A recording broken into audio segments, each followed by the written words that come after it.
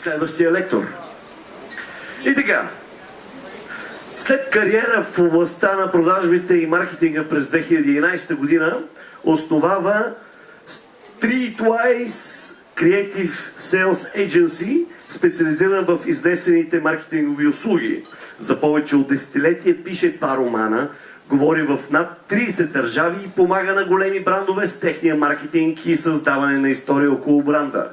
През 2018 обикаля 19 европейски града за един месец, изнасяйки лекции за сторителинг. Той е ментор в няколко акселератора, където помага на различни компании да подобрят своите истории, бранд, съобщения, представяне и маркетингови тактики. От 2014 е постоянен преподавател във водещи университети и колежи, където преподава маркетинг, управление на марки и курсове за създаване на нови предприятия. Той изоставя всичко през септември 2018 година, за да се срещне с над 200 предприемачи, 25 дни, над 20 европейски града, всичко за да разкаже една история. История, която да пресъздаде в книга и да бъде пътуването документирано от оператор, но не всичко върви по план. Какво точно ще се прецаква, ще разберете от Нир Заваро. Аплодисменти за него. Той ще говори на английски. Заповядай, Нир. Whatever you said, yes. Thank you. That was the longest introduction that I've never understood about myself. Thank you. It's amazing to me that the best storytellers are always the drinkers. Thank you for that. It was very inspiring. I understand that they laugh. The rest, I don't. I apologize. But thank you. Everybody does it in their own language, right? I'm from Israel. Yeah, do it in own language. Own language. Yeah. You'll subtitle in Turkish. First of all, thank you very much for having me. You know, sometimes in life there are these moments where you know something is happening. There's a magic. And for me, that day was in 2018 at a nightclub, in a bar in Dublin. You see, I'm a member of this EO organization, this cult. And we travel a lot and we meet different people. It was the last day of an event over there in Dublin. And we're standing here, all of us having a beer. And I couldn't help myself. I had to go up to this guy and ask him. And I go to this EO member and I say, Brian, I have to ask you a question. Over the last 2 days that we spent together, I've noticed that you and your wife, you have this thing. They tease each other a lot. They laugh a lot. It's amazing. By the way, I'm single, so I wanted to understand what's the secret. And he says, you know, it's a funny story. And he holds the pint and he starts telling me the story, and slowly people are starting to come one by one, more people and more people, and everybody looks at him like this. Well, he's not very tall. And we look, and at the end I say, wow, what an amazing story. And I thought to myself, I want to tell other stories. I want to hear those stories. Those are amazing stories. Everyone here, sitting here, has an amazing story. And in that moment I said, you know what? I want to meet everyone and I want to hear all the good stories. And I go back to Israel, and that notion, that idea doesn't leave my head. So I decide to do what every normal person does. I decide that I want to collect stories. And what a better way to collect stories than to write a book. But not just any book. I decided it's going to be 100 entrepreneurs' stories about success and failures, love, sadness, the things that we all know that make the most compelling stories. But unlike most people, I decided the best way to collect them is not to call them or have a chat on Zoom, is to physically go to every city and meet all these entrepreneurs. In those days, EO had about 1,600 members in about 20 cities. So I made the math and I said, okay, 20 cities, 5 stories from every city. I have 100, I have a book. It's amazing. So simple. By the way, I will never do this again. And I thought, if I'm going to travel, I need to document this idea. Right? Everybody wants to document these days. So I called someone at EO. They literally don't understand a single word. They don't get the concept. And they say, yeah, you seem nice, we'll help you. And I talk to the second person, the third person. Finally, I find someone, and they say, oh, this is such a nice idea to collect stories. How much money do you need? So I said a number. By the way, it wasn't the right number to say. And then I posted online, hello, my name is Nir Zavaro, and I'm going to travel Europe in the next upcoming September of 2018, and I'm looking for an adventurer, male, female, I don't care. If you join, you need to know how to video, take pictures, and hopefully edit. By the way, I'm not paying. So it was interesting, 5 or 6 people reached out, and then as we were planning the event, what I noticed that apparently traveling to 20 different cities in Europe in 1 month costs a lot of money. More than I had asked.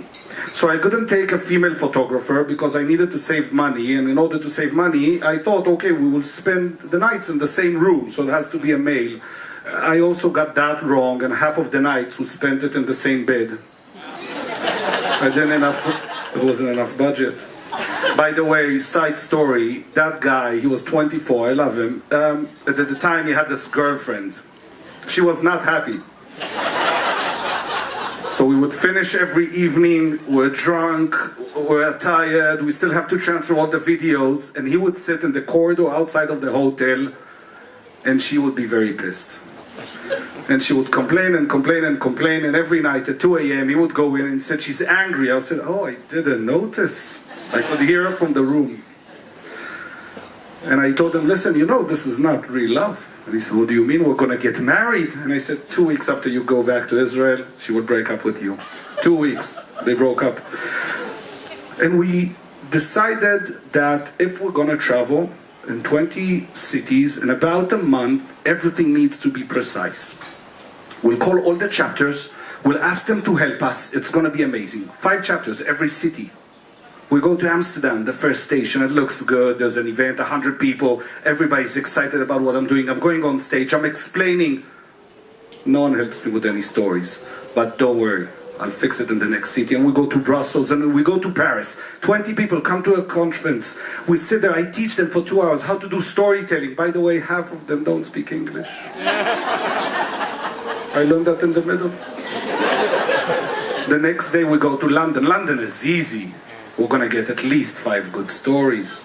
And we'll go in the morning, the camera guy is tired, and he says, dude, please, 5 minutes, let's have coffee. I said, don't worry, we can have coffee. The train leaves in an hour. I don't know if you guys know, there's a time difference between Israel and Paris of an hour.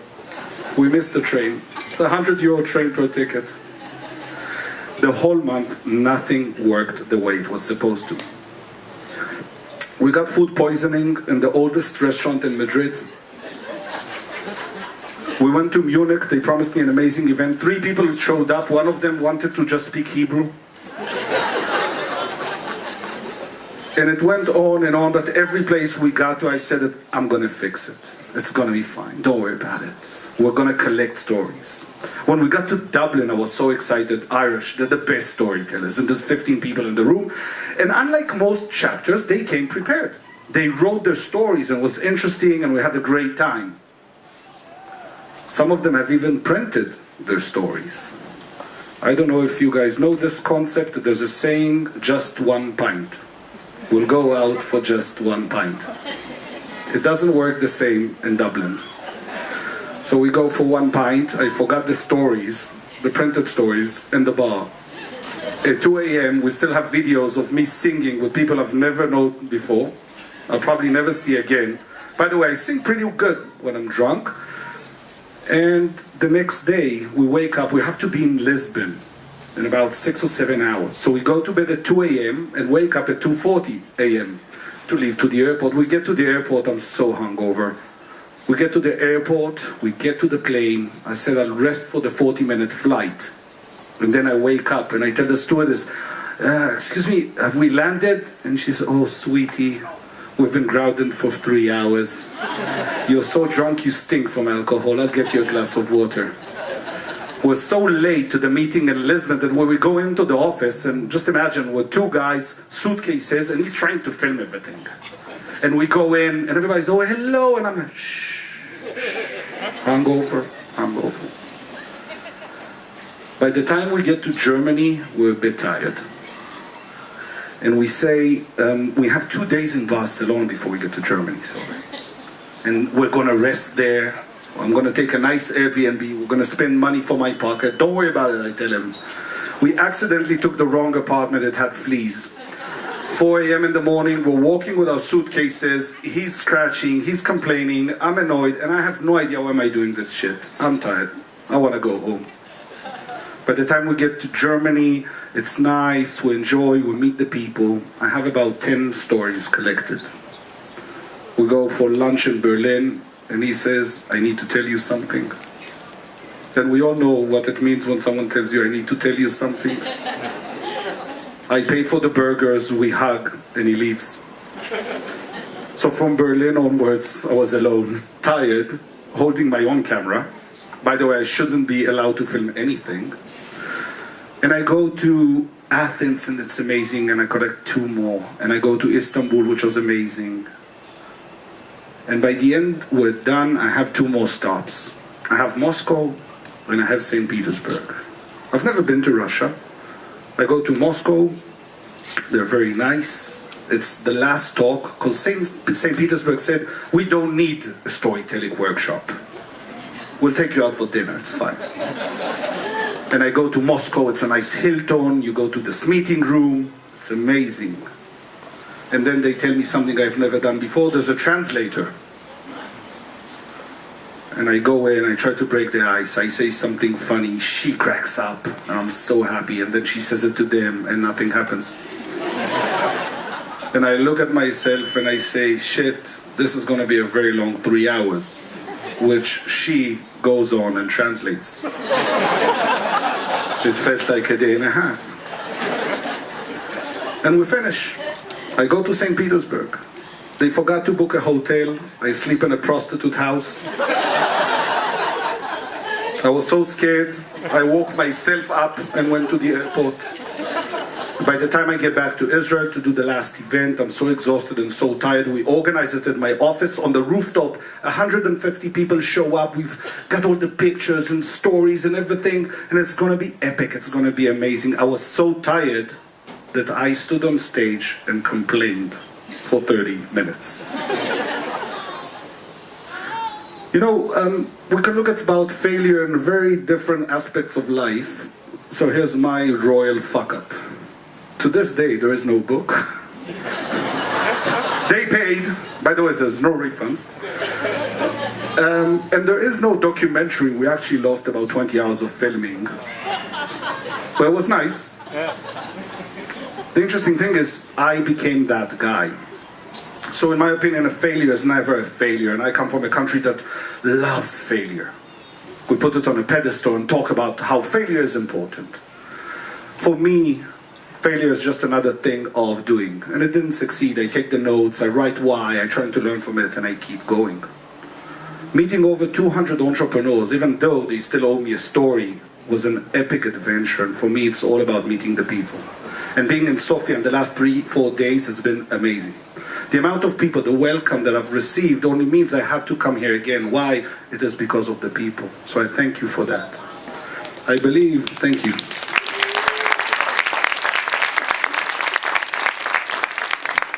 I believe it is about dreaming, but I also believe I need to own that dream, and I can't expect anyone else to create that dream for me. I need to work hard. So I kept collecting stories and I kept doing these things. You know, sometimes we do things that we don't exactly understand, but years later they become the best things. For me, last month I interviewed Ivan that was here on stage trying to sell this organization. Fuck up. And I interviewed him and he said something interesting at the end of the interview. And he told me, Nir, you don't know this, but 4 years ago, the first time I met you was in Amsterdam, which I didn't remember. I was sitting in the crowd when you said you were gonna do this tour. And you told why you give so much. And I told him, the more I give, the more I receive, so why not? It's very easy. And he told me standing there, and his sitting made him feel that it changed his way of looking at things. So for me, it's sometimes about doing things not for a reason, just because you can, and hoping that it will reciprocate and someone else benefits from that. And it's not necessarily about hoping I get something immediately out of it. And you know, I've been traveling the world more and more. This is my, 100 and something day away from home. And here's the last thing I've learned. Sometimes the worst things that happen to you become the best stories you will tell. Thank you for having me.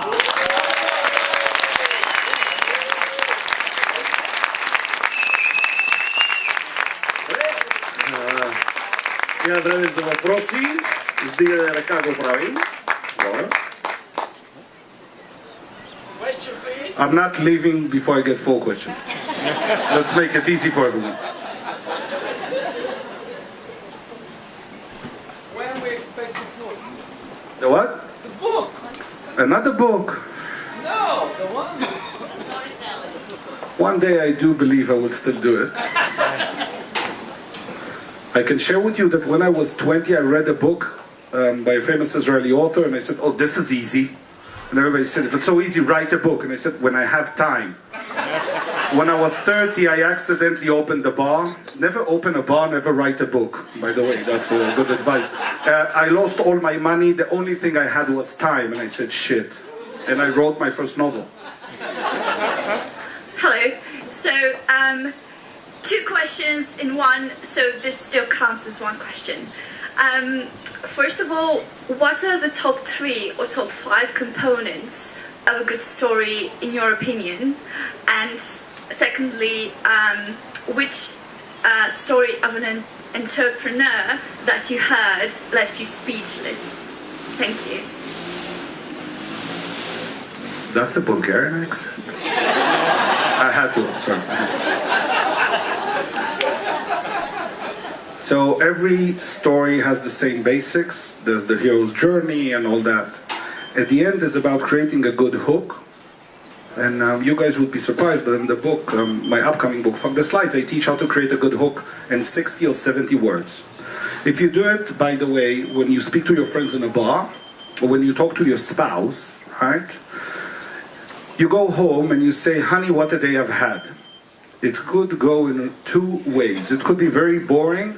It could be very interesting. Now, I beg of you, don't be boring.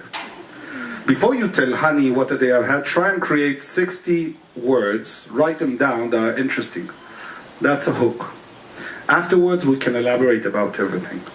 And if you think about, usually at the bar, you have that friend that will tell about what happened last night, and everybody says, next time you have to call me. Look at what they do. Another thing is people don't practice enough. We are all storytellers. This is how we are wired.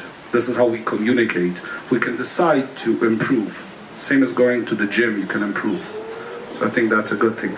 An interesting story, by the way, is a failure story of a member in EO Israel when they were on the top of the culinary industry, and they opened another chain and they lost everything. And I heard that story in an interview both from her and from her ex-husband. I interviewed the both of them about the humility of starting from scratch and the fact that they made a decision that they will repay all their debts. And it was unbelievable to see a couple make a decision that they will own their mistakes. And it's one of the most inspiring stories I've ever heard.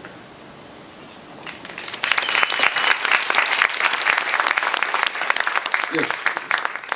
I think we're at 2. Yes. So, my question is, I think in this type of stories, in this type of big project that you had, I think something that keeps us going is really having people and friends around us. And you spoke that you had a videographer. How did you feel at that moment when he left you? I think maybe that must have been a huge, did you feel like it was a letdown, or how did you keep going knowing that, let's say, you're second in command, kind of? So this is fuck up night, yeah? I felt jealous. I really wanted to go home, but I made an obligation. By the way, when we landed in Amsterdam, the market crashed. I lost about $100,000 worth of business. Companies literally disappeared. And we were discussing whether I shouldn't start the journey and go home. And I was talking to my team, and my team said, even if we come home, we can't do anything about it, and we're running the show anyway. And for me, saying I will continue the journey was between you and I, and 150 people, was an excuse not to deal with the problem in the business. Now, I think, in a sense, we need people around us to succeed in bigger things. And by the way, we were talking this morning with EO members. It's about having friends and people who surround you that don't judge you. But this is what you want to do? Great. When I wrote my first novel, I was stuck. It was summer, and it's hot in Israel. And I couldn't write. I got stuck. And I was trying to think of a solution to make me write. My solution was to grow my hair. Now, it doesn't look very well on me when I have long hair. But what happened is people would call on Friday and say, hey, did you finish the book? And I would say no. So I say, okay, so don't come like that to the coffee shop. Now I'm finishing my third book. I also got stuck. I couldn't grow my hair again. I'm starting to get a bit old. So I decided to grow my beard. I invite all of you to look on YouTube. I just did a 30-minute video giving tips about writing, and every tip I take off a different piece of the beard. Okay? It's my way of dealing with things, is to tell the world, this is what I'm doing, this is what I'm going to achieve. If I can onboard people, that's great. If not, it's my dream. I'll keep going. Last question. Come on. Please. You can do it. This is a fucker. Ако някой се нуждае от превод, защото не се чувства I will never come again. той да го превежда. Anyway, thank you very much for having me. I appreciate it.